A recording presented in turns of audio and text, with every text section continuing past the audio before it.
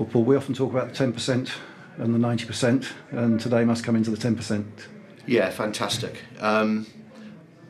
We created 7 clear chances in the first half. I don't think they really had an effort, bar the long throw and the set pieces. What we've noticed with Ebbsfleet since Gary's come back in is they're a lot more direct. They get it into their front too early, and they've got some real ability in that wide area to hurt you when they get the ball down. So less sort of patterns of play from Ebbsfleet, less playing from the back, and they put you under pressure with a long throw from Bush and Powell. And they've also got one from Wilson on the other side, so you're up against it again. That ball travels 40 yards, and it's hard to get back up the pitch. But in open play today, I thought first half especially, I thought Dobson's had an outstanding first half. Was at the sort of heart of a lot of the good things we were doing. I think Nathan's made a fantastic save from him in that first couple of minutes. Jimmy's had a chance I think he'd have taken or should have taken in that first 45 seconds, and then Bolly's got to score again. Brilliant cross from Dobson, and Bolly from 4 yards out has got to score the header. So you're coming in at half time knowing you're up against it, because that wind was a feature today. We thought that we'd be defending probably for longer periods than we did.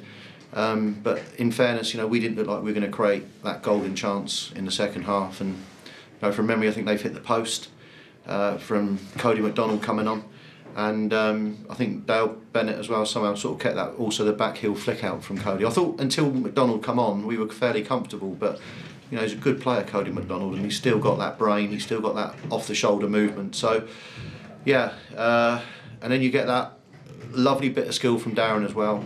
Shot. That's where it's come from. Deflected, nearly went in.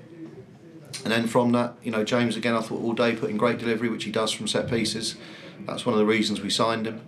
And we just rewatched it then. Dean Beckwith wins the first header, and Harry wins one, and then Jimmy's got the flick header in, and it's a great feeling. The crowd go home really happy, as you always do as a home team if you score in the last 20 seconds. How would you have felt had it finished 0-0? Would you still have been quite satisfied? Yeah, Bertie, the board went up, and it was only 3 minutes, and I said, that's just normally 4 or 5, and Bertie said, be happy it's 3, because at that point, we felt with the wind against us, he certainly felt that, draw was a good result. So yeah, I don't ever want to draw at home, as you know, and that's 4 wins on the bounce now, which is massively important.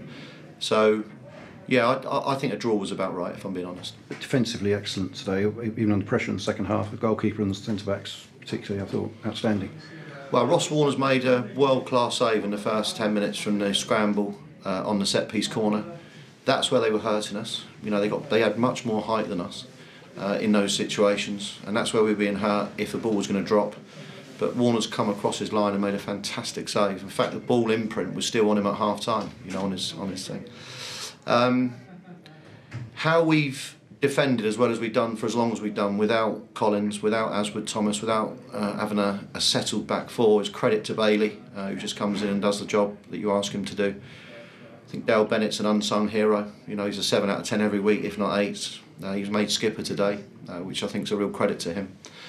And Dean Beckwith, as we know, every time Dean comes in, he does very well. I mean, Dean's problem in the past, or recent past, has been if you play him Tuesday and Saturday, that occasionally his body will give up on that. But he's been outstanding since he's come back in. And I'd be a liar if I said I wasn't concerned today, not having what I feel, 2 of our best players, our core players in Eastman and Collins, and to get that result against the informed team in the league. I think Gary's done an unbelievable job since he's gone in there. To get that result today without 2 of your strong players, best players, is an even bigger tribute really to the 11 that were on the pitch. And Aswood playing in the Jamie Collins position as well.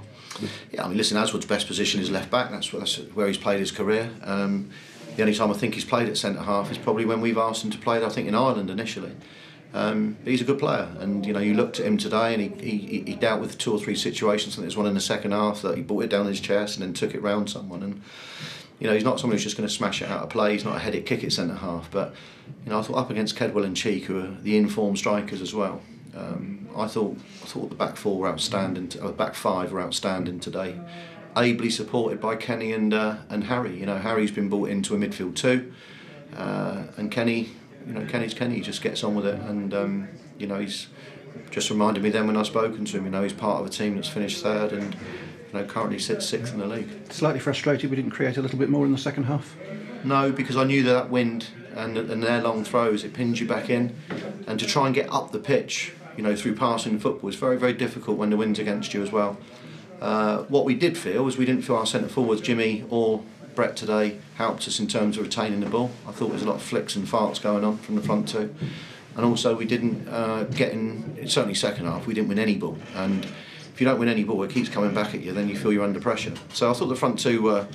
Jimmy got his goal, but I thought the front two needed to do a lot better today. I thought Dobson, as I said, first half in particular, did well till I thought he lost concentration a bit second half, gave the ball away.